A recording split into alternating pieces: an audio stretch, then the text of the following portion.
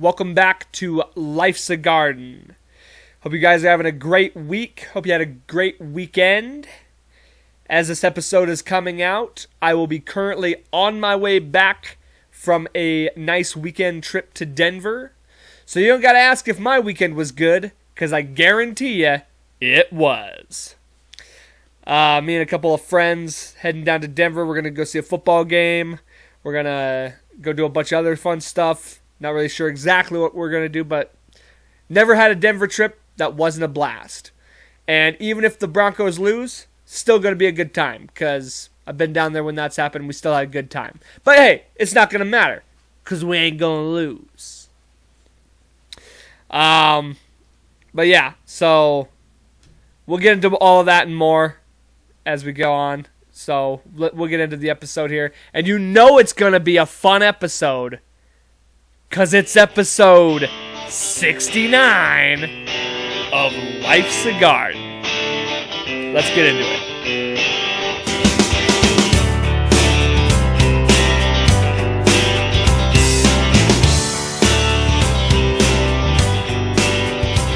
Oh, yeah! It's episode 69, baby! Now, I know what you want out of me. I know what you're expecting of me. And I hate to tell you, I'm not going to do it. I'm not going to make some inappropriate joke about 69. I'm not going to giggle about it. We're adults here. This is an adult podcast. We're not in 6th grade. We're not going to make inappropriate comments or jokes about it being episode 69. Instead, what I'll do for you is I'll put on a rainbow wig, add some face tattoos, and say, "Is you stupid?" Just kidding. That would be a huge letdown. It's episode 69. We gotta do something kinda special, right? I mean, I know that's what you want. I know that's what you expect when it's 69. Like I said, we're not going to make inappropriate comments. We're not going to be children here. But what I will do in honor of the 69th episode of Life's a Garden is I will tell you some sex stories. All right? I know this is what you want. I know this is what the people want. This is the content you're looking for. You want to hear the sex stories. You want to hear about the sheets I've rolled in, some of the crazy shit that's happened in the bedroom, right? Well, we're not going to start with that.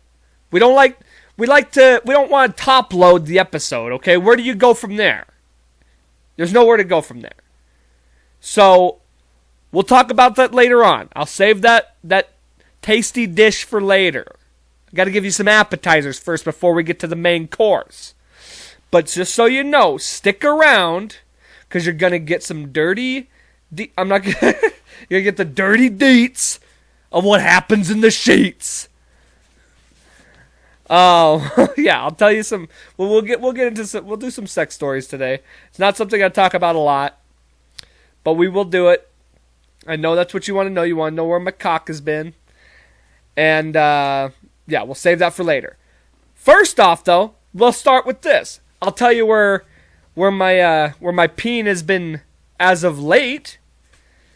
So, a week ago, I had a doctor's appointment. I went to the doctor, and it was just for a checkup, okay, just like an annual checkup.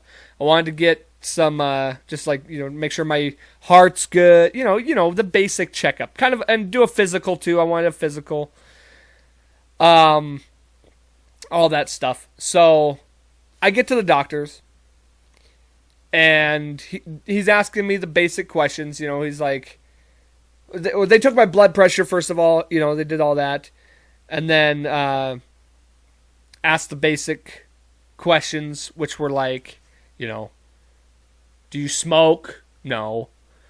Do you drink alcohol? I'm like, yes, a couple times a week. In fact, I am an alcohol. No, I didn't say that. I just said, yeah, a couple times a week. Doctor even said, hey, that's all right. It's okay to have some drinks. And that made me feel a lot better about my drinking habits. So, then he asks, what are do you have any pre-existing conditions as far as like, do you have family history with major illnesses such as cancer, fucking whatever. I said, you let me pull out the fucking scroll.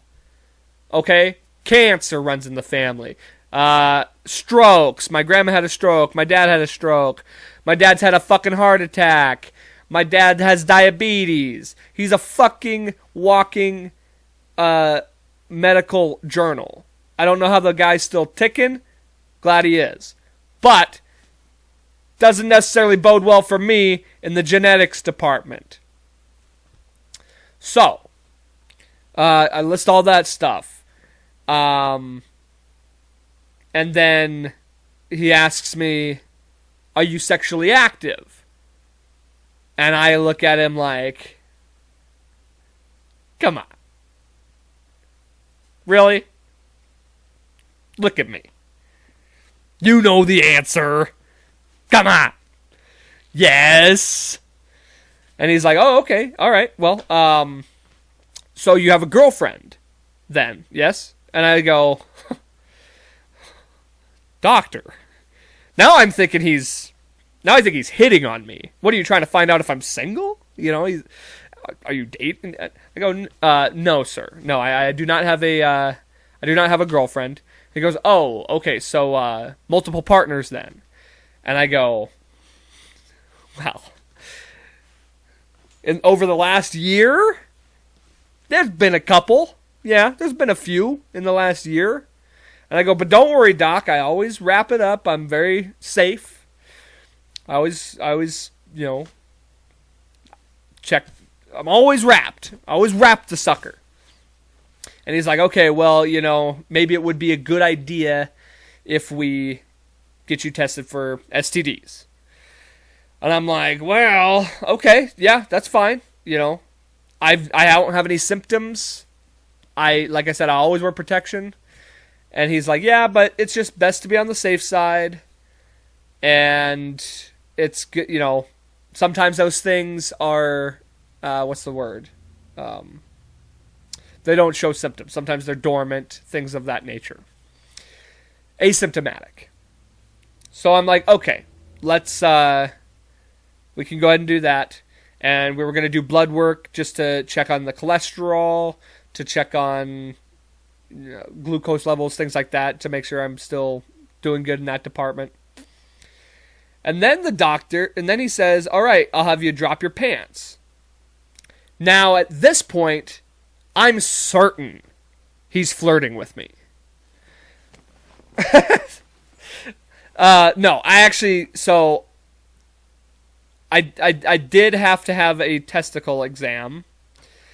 One of the reasons I did go into the doctor was I wanted him to check the boys, because this is a little weird to talk about, but my right testicle, from time to time, this is not like a everyday occasion, but every couple of weeks or so, kind of feels tense, or there's like, it's tender, I guess is a way to say it. Feels like I kind of got tapped in the nut. It's not sore and it's not achy, but it's like, it doesn't feel there's something wrong. There's some kind of tension down there. And, obviously, like, as a man, you got to do your checks and make sure there's no lumps and whatnot. Well, there's a spot on there that feels a little iffy. And this has been something that's been going on for a few months now. So I figured now's the time, get it checked. So we did a testicle exam. I'm not going to lie to you. As he walked out of the office so I could change into the gown, take my pants off. I'm being dead serious. I fluffed up a little bit. I kind of was making sure, okay, because if you've ever been into a doctor's office, it gets a little cold. Especially when you're in there with nothing but a gown on, and you got your pants off. So I'm making sure, I'm not looking to get any action here, but I want to impress him a little bit with my piece. You know what I'm saying? I want to make sure my piece is warmed up and is got a little juice flowing through it. You know what I'm saying? Don't want to get hard. In fact, my biggest fear while he was doing the exam was that I wouldn't get hard. Or that was my fear was that I would get hard and be like, oh my God, doctor, this never happens. But, yeah, I fluffed up a little bit and did the exam. He agreed. There was a little, abnormality on there. Now, first of all, let me just say this. He did note that the reason there could be the tension and it swells. The right one swells up a little bit. It gets a little bigger from time to time when this tension thing is happening. So, he mentioned that there could be some blockage there, causing the swelling, causing the aching. And so, that I understood. That kind of made sense to me. But he did note that there was an abnormality on the testicle that we should probably get checked out. He said it's probably nothing to be overly worried about. It didn't strike him immediately like it could be cancerous. But he ordered an ultrasound just to have it checked out, and we'll find out about that. But I got after all that, went down, got the blood work done, had to pee in a cup for the STDs and whatnot. And so got my test results back. And clean bill of health.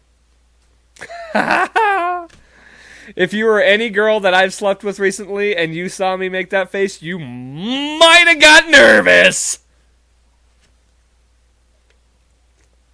Clean bill of health. Cholesterol looks great.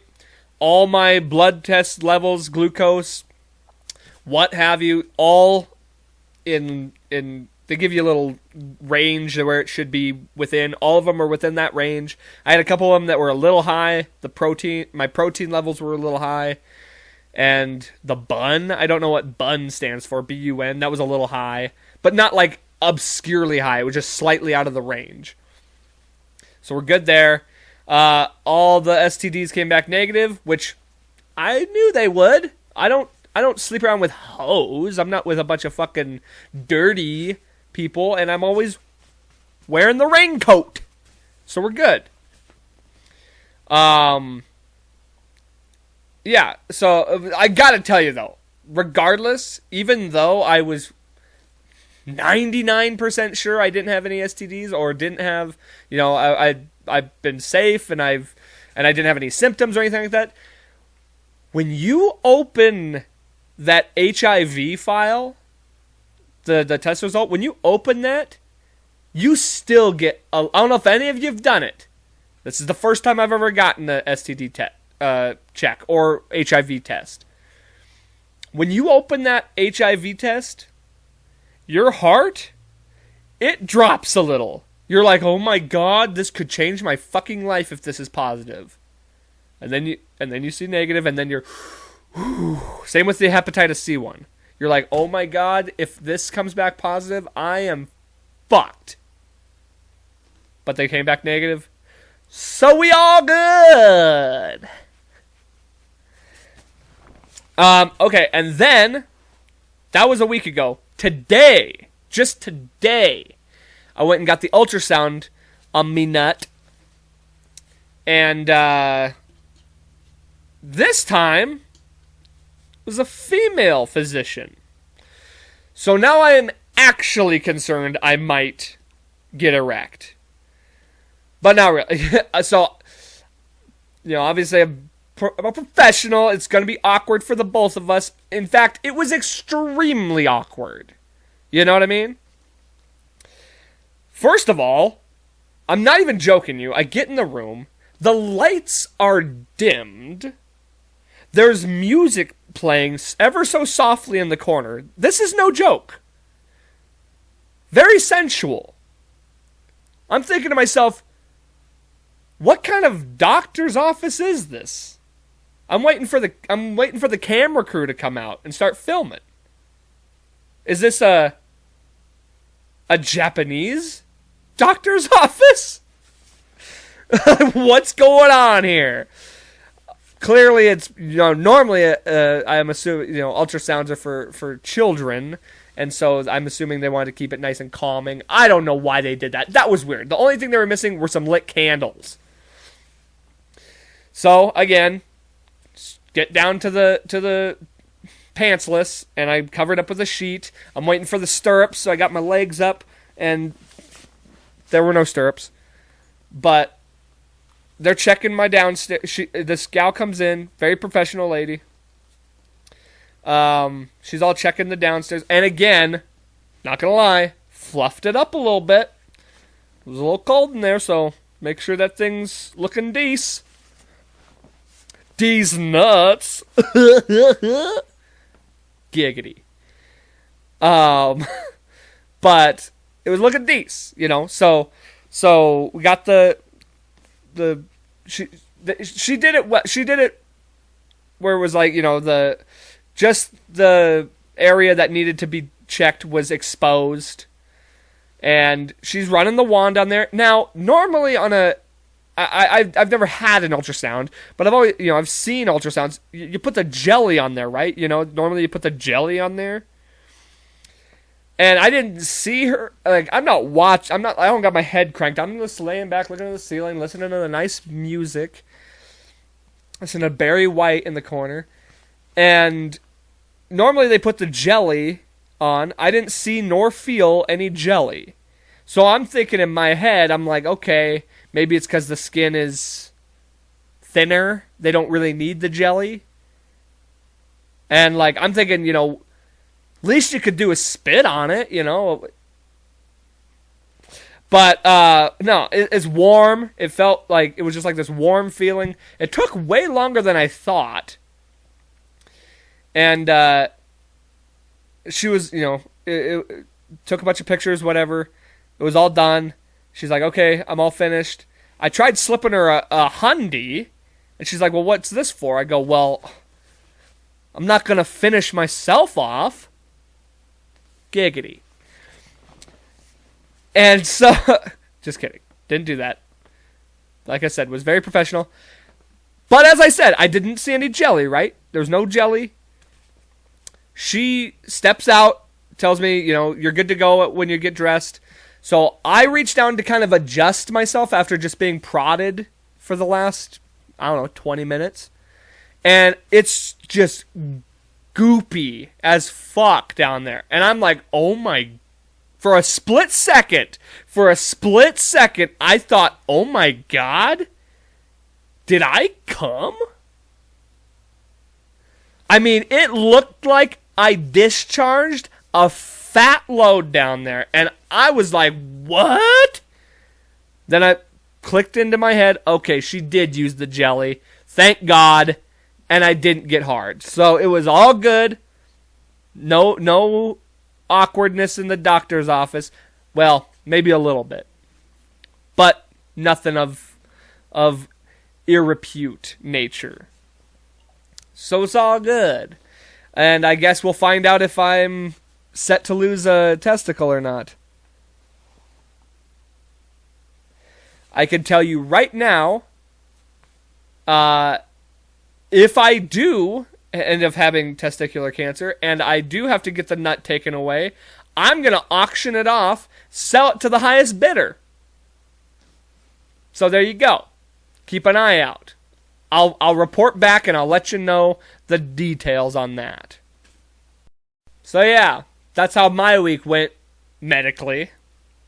I'm good to go, but we'll find out about the old testy.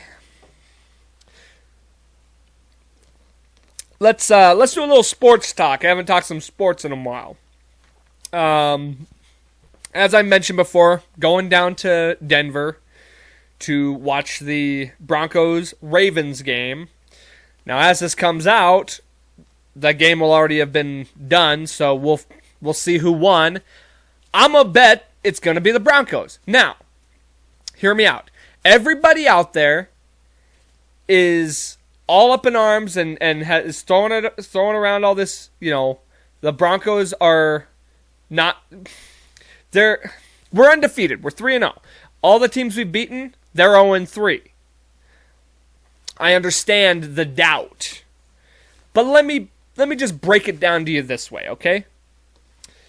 And I've had to continuously defend them this entire week, and I'll just say the exact same thing I've been saying. Any team worth their salt, name any contender, the Chiefs, the Buccaneers, top tier teams who you would consider to be contenders. Would they not beat all those teams? And not only that, would they have beat them as badly as we beat all those teams? We shut out the Jets, only team to shut out a team this year, by the way. We blew out the other two teams. The Jaguars had a kick return,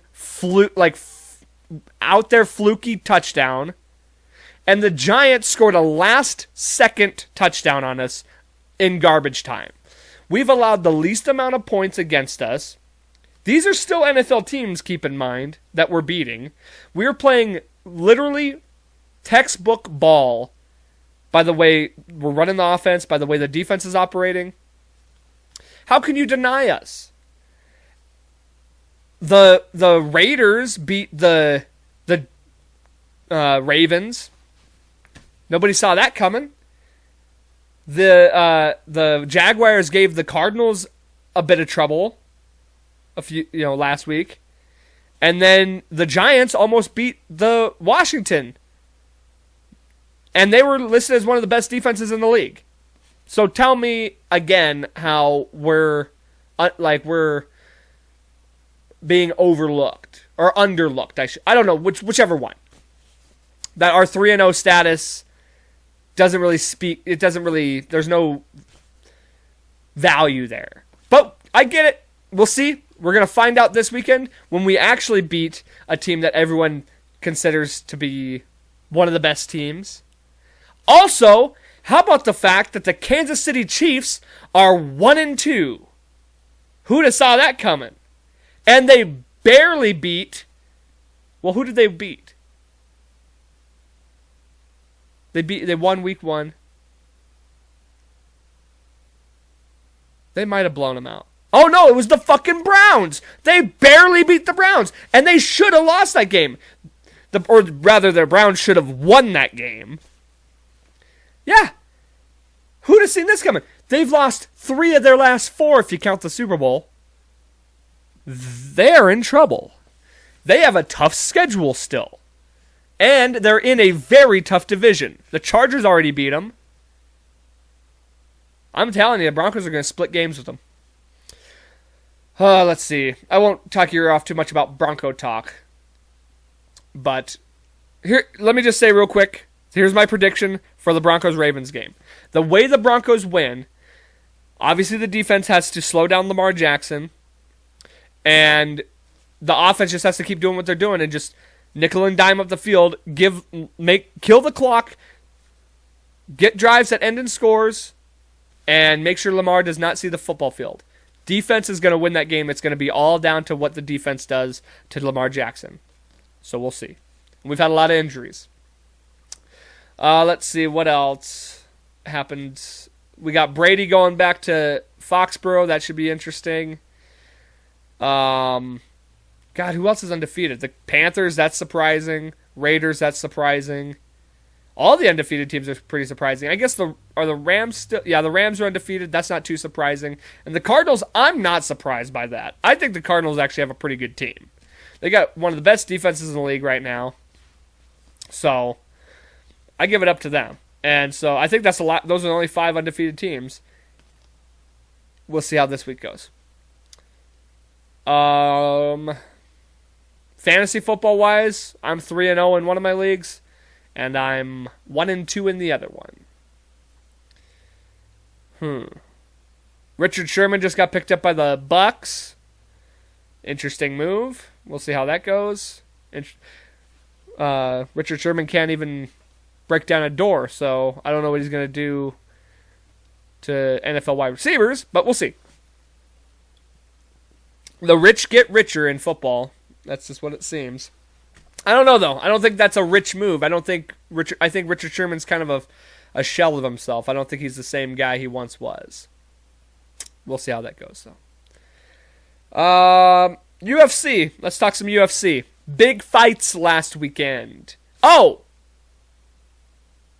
I forgot to mention. Medically, speaking medical-wise, I, in fact, got vaccinated.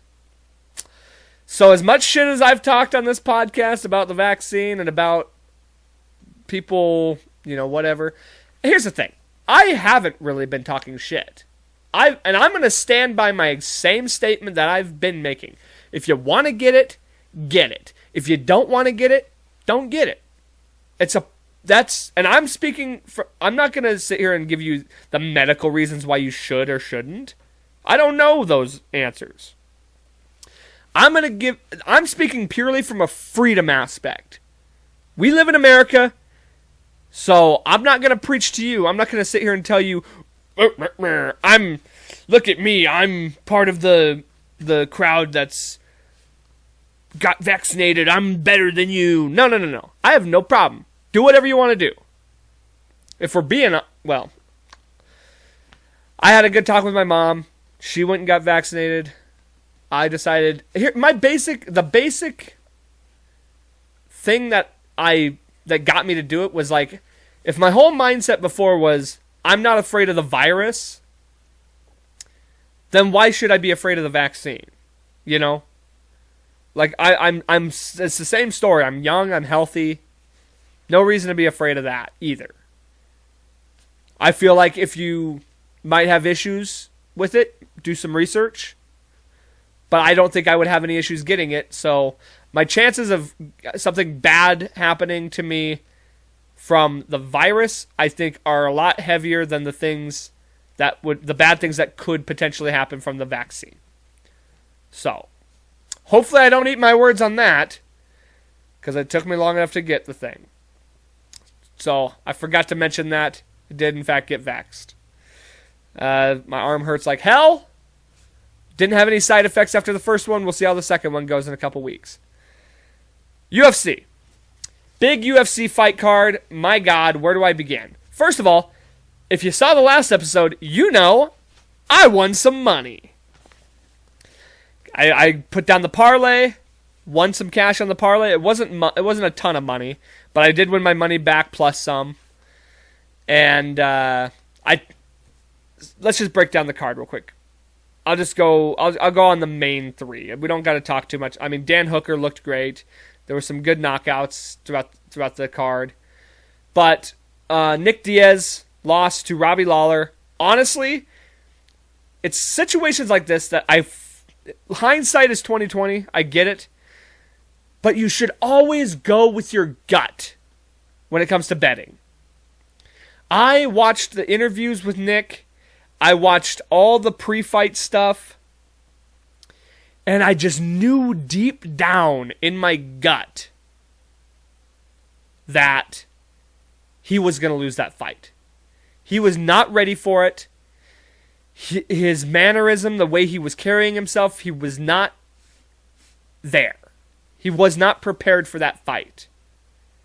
And Robbie Lawler hasn't had a good fight streak in a while, but he's still been in the ring. He's been in the octagon for the last 6 years that Nick has not. So Nick, I will say, I was impressed by his ability to take a shot and deliver a shot, but in the end, it just proved to be too much. I will not say he gave up. He did not give up. He just knew, I've had enough. Like, there's no point in me continuing this. I'm going to just keep getting my ass kicked. Which he did. He got rocked by a shot, and it was just like, okay, I'm down, dude. I'm done. Like, that's it. So give it up to both those guys. It was awesome to see Nick Diaz back in the octagon. And, yeah, not the outcome I was hoping for necessarily, but kind of the one I expected. Then you got Valentina Shevchenko. Might be she's every bit one of the top 3 pound for pound toughest UFC fighters on the roster. There's no doubt about it. She's incredible. There's nobody going to beat her. There's no one that's going to touch her. The best thing you can do right now is get a mega fight with her and Amanda Nunes. I know they've already fought before, but that was years ago before Valentina became Valentina. That chick is fucking incredible. I can't say anything more about her. So she won. She retained her title as expected. There's nobody has anything for her. She's too good. And then you got the main event with Alexander Volkanovski and Brian Ortega. One of the best title fights I've ever seen. When Volkanovski was in that choke, in that fucking guillotine, I was for sure it was over. The way his legs were flailing, his head was turning purple. I thought, okay, there's no chance he gets out of this. Ortega is a jiu-jitsu practitioner. Somehow Volkanovski gets out and is just raining down the fucking hits like nothing happened. Then he gets caught in a triangle, which is Ortega's signature move, and escapes from that as well. Once that happened, I knew that fight was over. If he could get out of 2 tightly cinched submissions from a submissionist, a top-level submissionist, that was it. The fight was over. And you could tell after the 3rd round, those 4th and 5th rounds, Ortega, I don't know how he stood in there. I don't know how he could take it. Him talking to the doctors, he was out of it. There's no way that I thought he was going to continue. Somehow he did. All the props in the world to Brian Ortega. What an animal. The ability to stay in there and keep doing the damn thing. Cheers to him, man. And what a great fight that was all around. And I had Volkanovski winning it, and he didn't disappoint. And it's crazy now too. It's perfect because, well, it's perfect for Volkanovski because this was the one I think finally got him some recognition. Because you got guys like Conor McGregor. You got guys like Conor McGregor calling him out. Henry Cejudo's calling him out. I think that's the fight to make, to be honest. That would be a really good fight. But I mean, do you run Max Holloway back again? That's gonna have to happen eventually, right? But we kind of seen that one, and Volkanovski's beat him twice. I know the second time was a little controversial, but he still beat him twice. So I think you gotta wait a minute on the Holloway one. I think you get the Cejudo fight. Don't do Conor. That's a bad day in the office for Conor. I truly think Volkanovski is a nightmare fight for a guy like Conor or even a guy like Cejudo. I don't think Cejudo can beat him. It's a good fight though, because Cejudo's a tough motherfucker. But it's good for Volkanovski, man. He's gotten a lot of recognition, and it's good for Ortega. Like, Ortega doesn't look like a punk. He comes out looking like a tough sumbitch that he is. So they both end up actually winning out of that, and well, obviously Volkanovski ends up winning, but he got some light shed on him a little more than he has. I've known Volkanovski's a great fighter. In fact, if you ask me, and here's another thing, Kamaru Usman finally Kamaru Usman is getting the recognition he deserves. They finally put him at number 1 on the pound for pound best in the UFC. Don't get me started on John Jones, especially after what bullshit he pulled this last weekend. John Jones got inducted into the UFC Hall of Fame and then hours later is arrested again. His constant narrative that he's always getting in trouble. It's the last thing you want from a guy like that. We're getting so hyped for him to do this heavyweight shit, and not only that, it's a domestic violence thing, which is a big fucking no-no in the sports community. So I don't know. I don't know what happens with Jon Jones. If it's anything like the past, nothing will happen. And they still want the money fights with Jon Jones. But his reputation is just tanking. So fuck him off the pound for pound list. He hasn't fought in 2 years now? I don't even recognize him as a pound for pound fighter until he steps in that octagon again. The top 3 pound for pound fighters, in my opinion, right now are Kamaru Usman, Alexander Volkanovski, and Valentina Shevchenko. There's a lot to be said about Amanda Nunes,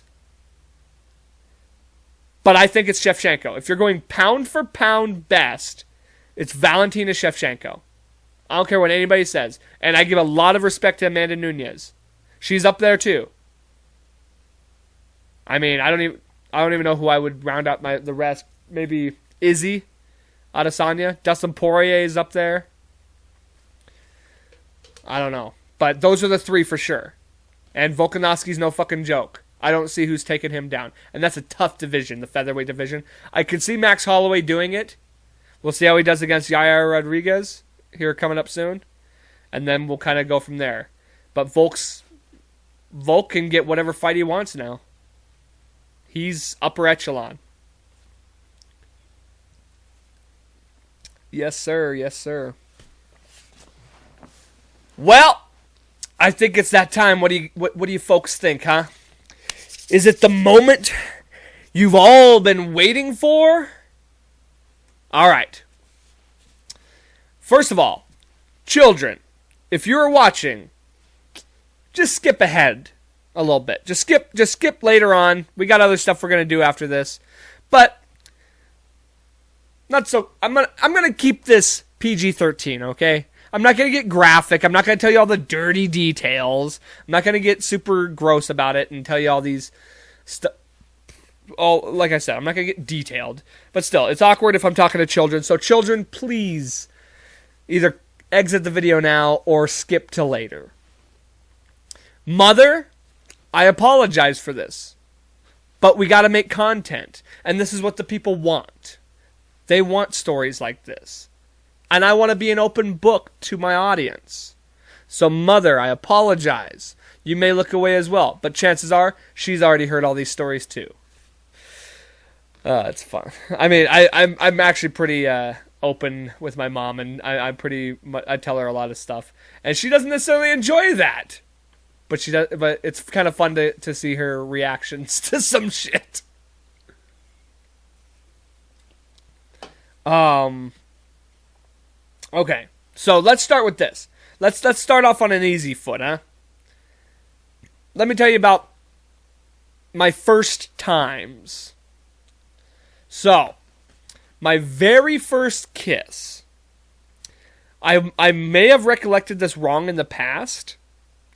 But my actual first kiss was, I must have been in 4th grade? 4th or 5th grade? And this, I mean, you say what you will about the age range, where it's, that's your first kiss, whatever. But this was my true first kiss with a girl. It was with this girl I had a crush on. By the way, let me just say right off top, I'm not going to use anybody's names during any of this, so don't worry about all that. No names will be had, so no fear. Also, isn't it nice to know that after telling these stories, we don't got to worry about any STDs being produced, because, as we remember, clean bill of health. First kiss, me and this girl, we lived close together. We went to school together. I had a big crush on this girl, and she had a crush on me. So, we're playing hide and seek. And me and this girl, we go and hide, of all places, in a dumpster.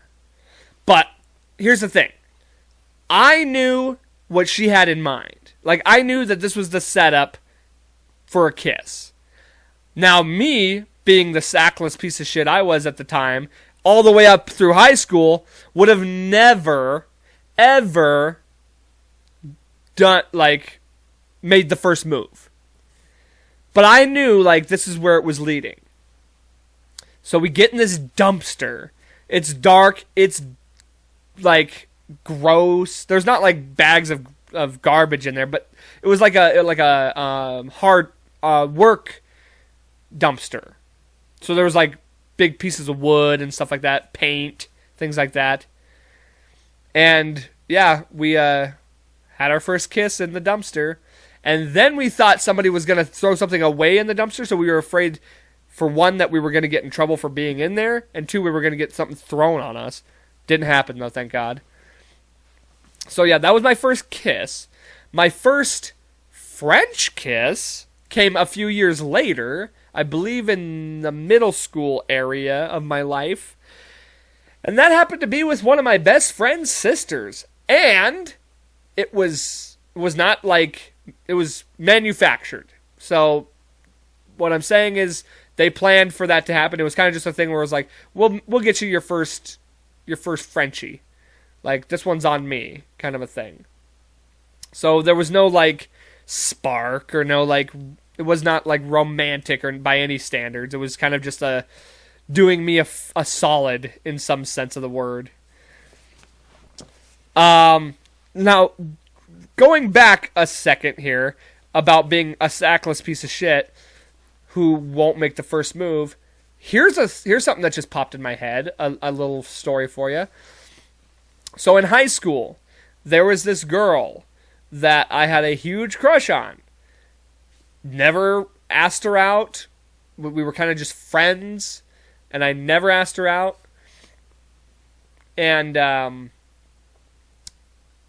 one time, she would come over to my house, and we'd watch TV and play video games and all that.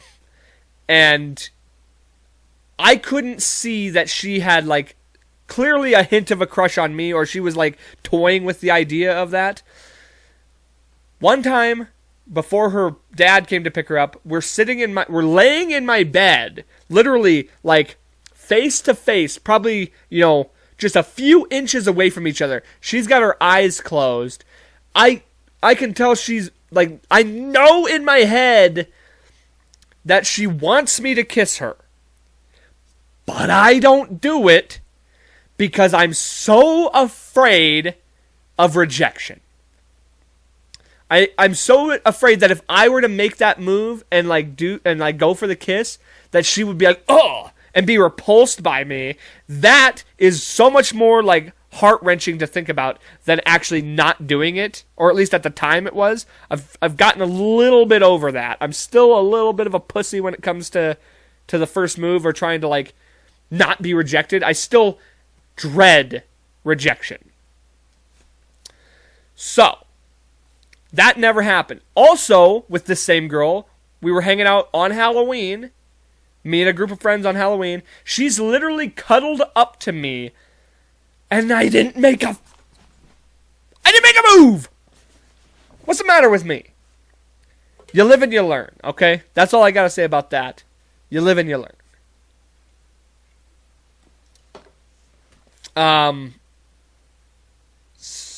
Let's see. Oh, speaking of friends, by the way, I wanted to make this point too. I got a big argument with my ex about this, okay? I have a theory, and it's probably wrong, but this is just my perspective, okay? She made some good points when we discussed this. But here's my theory, okay?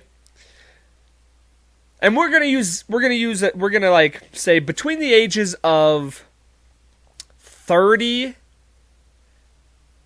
and 18. Hell, not later. We'll say 18 just for the sake of this. From the ages of 18 to 30,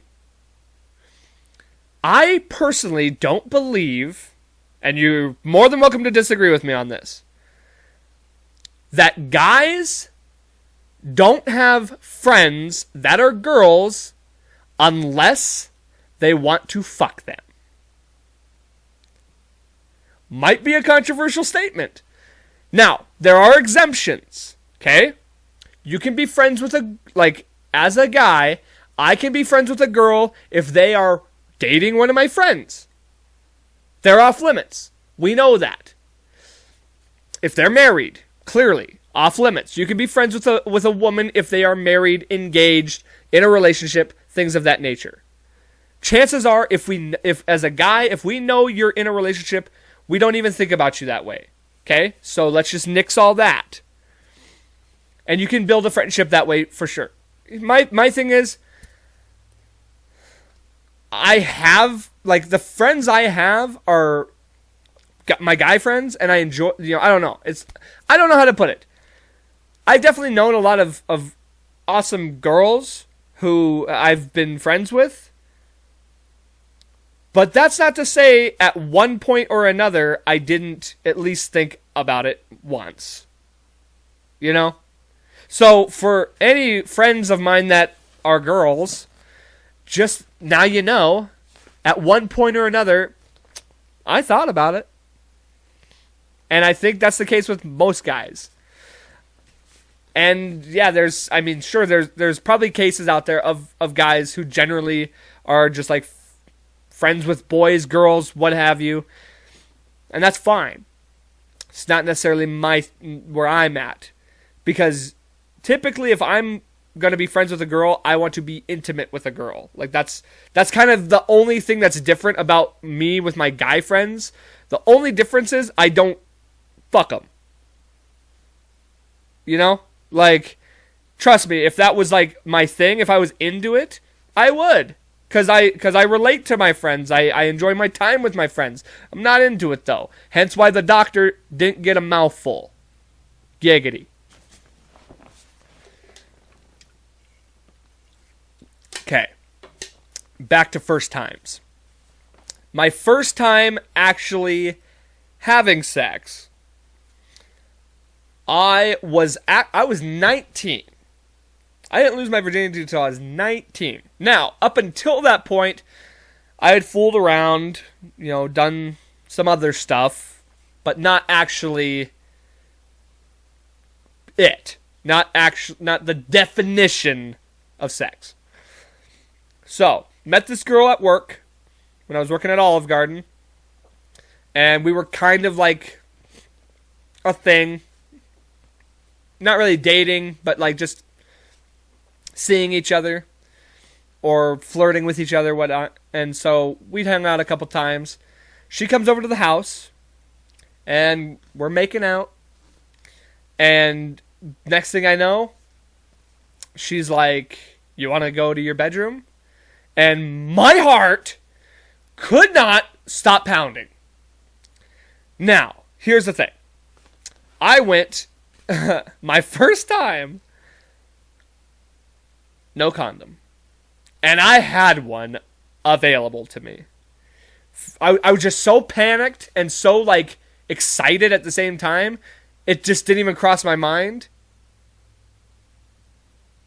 And I think I might have... I didn't pull out, now that I think about it. And, trust me, it was a two-pump chump type situation. I did not last long at all. There was zero satisfaction for her, and 100% awkwardness for the both of us. And, I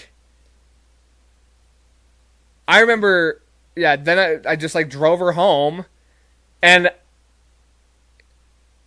then, a few days later, I'm panicking, oh my god, I can't believe I didn't wear a condom, and I'm, texting her, "So, you're on birth control, right? You're positive that you're not gonna get pregnant?" How hot am I? So romantic. But, that was the case. I remember one time I went and saw that girl and was making out with her, and her breath smelled like pickles, and I legitimately told her to leave. Because I hate pickles. I can't explain to you enough. She was kissing me, tasted like pickles. I said, that's enough of that. See ya. I didn't actually kick her out, but I did say, okay, I can't kiss you when your fucking mouth tastes like that. I'd rather kiss a smoker who just took a huge drag and blew it back into my mouth than kiss a girl who just ate a pickle. Let's see, okay. Now we'll get into some more stories. Another interesting fact about me. I have never, well, there's been only a few slight exemptions to this. But for the most part, I have never, ever had sex with my socks off. I'll get buck-ass naked, all the time. Straight down. I don't do the shirt, nothing. But I always got my socks on. The only exemptions are the very few times I've done it in the shower, which is not very many. Those are the only exemptions. And how funny would that have been if I was in the shower with my socks on? Okay, here's some stories. So, rather than giving you the good stories, like, oh, rock on, listen to all my fucking awesome tales in the bedroom, I'm going to tell you the bad ones. Because these are the more entertaining ones, let's be honest. So, here you go. One time, I met this girl at a bar. We went back to my place. Did the deed. And I woke up in the middle of the night, and my bed is soaked. And I'm like halfway in and out of it, like sleep-wise. And I'm like, is this real? Like, is this actually wet, or is it just like cold? Like, am I tripping? No, it was soaked. I'm thinking, did she piss my bed? Or maybe she spilled a drink? So that's what I was thinking, right? Maybe something got spilled. So whatever, I cleaned the sheets, didn't know what it was, didn't say nothing about it. A few weeks later, she invites me over to her place. Okay, why not? I come over there. I get in her bed. You're not gonna fucking believe this. Her bed was soaking wet. I'm like, this can't be. How is this possible? What is happening here? And she was like, oh, my kid spilled a drink in the bed. And I'm like, this has happened too many times with you. The number of times your bed should be wet is 0. And we're 2 for 2 here, lady. So what's happened? What are we doing? Another one. Okay. I've told this story before, so I'll keep it more brief than the times I've told it in the past. I went over to this girl's house. This was like a long time ago. It was back when I worked at Olive Garden. And she invites me over for a movie night. I go over. I bring some beers. Her kids are there. So her 2 children are sitting on a blanket on the floor. We're just sitting there watching a show or watching a movie, and it's all fine and dandy. She goes to the bathroom, comes back, straddles me, and starts like making out with me. I'm like, oh my God, your children are there. They're right there. What are we doing? Why are you doing this to me? This is awkward. I don't like PDA at all, much less in front of children. So she gets up, walks to the kitchen, takes a big old rip off a bong, chugs a beer, comes back over, sits by me. This is all in front of her children. I don't know if you're sensing some red flags here, but there's a couple of them.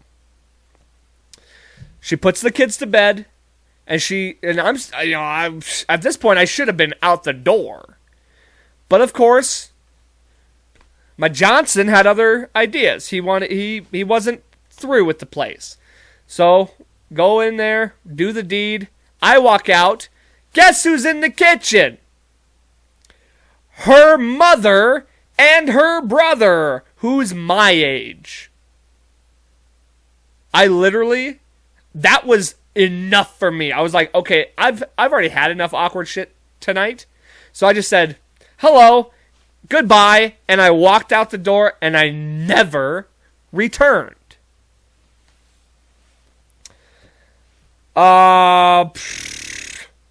Did have a couple pregnancy scares. Now, both of them were lying. They both lied because they wanted to, like, I don't know. I think one of them really was pregnant, but it wasn't mine. And they wanted to, like, I don't know why they wanted to put that on me. But I wrapped up. Not only did I wrap up, my condoms have spermicide, and I pull out. Triple threat, baby. And this other chick, she just lied about it because she was like a crazy chick. They're both crazy. But she lied for whatever reason she wanted to lie about it. And, yeah. Also, she was in pre-release. And the only reason I got hooked up with her was my mom hooked me up with her. But she was a dime piece. So what's a man to do? Yeah, she might be in there for dealing dope, but she got a bod. What's a guy to do? You got to make your decisions, you know. Sometimes you take the highs with the lows. Also, because of how crazy, like, I've been with some girls who I don't know what their motives are necessarily, or I don't really know where they're at on a psychological spectrum. When I've gone to the bath, this has happened multiple times, by the way. When I've gone to the bathroom and thrown the condom away, I'll find whatever liquid is nearby. Mouthwash, soap, bleach, and I will pour it into the condom. Because I am that terrified some of these chicks are going to, like, later on go in and, like, you know, try and put it back in them, which is weird and insane, I know. But if they do that, they're going to get a puss full of mouthwash. So, freshness. Now, let me give you a couple, like, crazy stories. I know there was some crazy ones in there, too. Those are some bad ones. These are more crazy good. Well, you be the judge. Good, bad, just wild encounters. And I'm not going to give you all of the stories, but these are just a few popping in my head. One wild story. Okay, I've told this one before too. I'll keep it brief. I was with this girl, just crazy, like, fucking, she would slap me.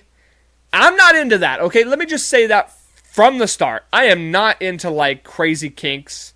I'm pretty basic, honestly. I don't do the choking thing. I don't do bondage stuff. If a girl asked me to, yeah, I probably would like, oblige. But, hey, I don't ask for it. I'm not into that. You don't got to do that to get me hard. Some guys you do. But she would slap me in the chest, like, to where there was welts, dude. Not into it. I was with this one girl, another nutso chick. This is a mouthwash chick, okay? We're just chilling, okay? We're just chilling, watching a movie. Nothing too crazy. She goes to the bathroom, comes back in full lingerie. I'm like, oh, like, that's exciting. Like, yeah, okay, a little spice. She comes over, starts literally, like, you know, fooling around. And I look over, her window is wide open. Now, I'm a type of guy who keeps all my windows shut at all times. I don't like the idea of somebody being able to see in. And I'm like, oh, should we shut your window? And she goes, no, I want people to see. And I'm like, I don't! Like, what are you talking about? I got up and shut them all up. I was like, I pulled my fucking pants up and I shut all those windows sealed tight. You crazy? That's what she was into. She wanted people to watch. That's why she was a mouthwash chick. And okay, let's see. This is crazy. Okay, let me just say this. Probably the wildest place I've ever actually had sex was in a tent. And I know that's not really super exciting, but something about being outside. And the girl who I was with, her sister was in the tent next to us, so we had to be super quiet. So there was some excitement there too. Here's a weird one too. I've gotten offered to be in a threesome before. I told the story a long time ago about the prom night where I could have potentially been in a threesome. This is a little bit different. I was asked by a gay guy, if I wanted to be a part of a threesome with him and his lady friend. Now, this was not some bullshit scam or nothing. I knew the guy. I worked with the guy. And not an attractive guy, I might add. Big guy. He asked me, do I want to be part of a threesome with him and his lady friend? And I'm like, no. And he shows me a picture of her and some videos of her. And then I'm not going to lie, she was a dime piece. So much so that for a split second, I actually thought, could I suck this guy's dick just to get with her? That thought, legitimate. Now, you gotta be a legit dime piece for that thought to even remotely enter a straight man's brain. Didn't happen. I respectfully declined the offer. But for a split second, I thought about it. Yeah. So, those are some of the more wild stories that I could offer for you today. Yeah. We don't need to go anymore. I think I gave you plenty of insight into some of my history. And if we ever do a part 2, don't worry. There's plenty more where that came from. So, thank you guys for watching. I think we'll end it with that. I think that's a good... Like I said, you can't really top it. There's no way to top that, so we won't. We'll just go out in style... in doggy style. Giggity! Last one for the show. We'll take one on the road. Ba-boom! It's been episode 69 of Life's a Garden. Thank you all so much for joining. I hope you enjoyed this episode. I hope you found some humor in it. And sometimes we have a silly goose time, and sometimes we take things more serious. If you want a serious episode, go check out next week's. If you want a silly goose episode, check out this week's. And I hope you all had a great week. I hope you had a great weekend. I know I did. Like, share, subscribe. And as always, don't forget, life's a garden. Dig it.